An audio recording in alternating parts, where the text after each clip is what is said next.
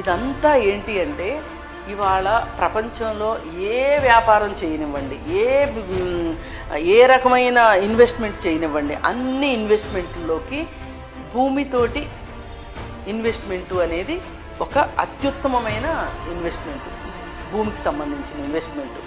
ఎందుకంటే చాలామందికి డౌట్ రావచ్చు, 4 పొలాలు ఉంటాయి, 4 స్థలాలు ఉంటాయి, అవన్నీ మనం ఏమన్నా ఒకే రోజు తింటామా ఎందుకు అని. కానీ డబ్బులంటూ ఉన్న తర్వాత బ్యాంకులో పెట్టి ఫిక్స్డ్ డిపాజిట్ పెట్టి ఇంట్రెస్ట్లు తీసుకోవడం కన్నా ఒక మంచి ప్రాపర్టీ కొనుక్కుంటే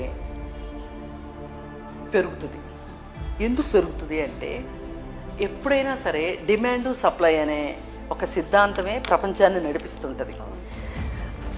డిమాండ్ ఎక్కువ భూమికి అంటే మనుషులు పుడుతూ ఉంటారు. ఇప్పుడు కొత్తగా ఒక వ్యక్తి భూమి మీదకి వచ్చాడు,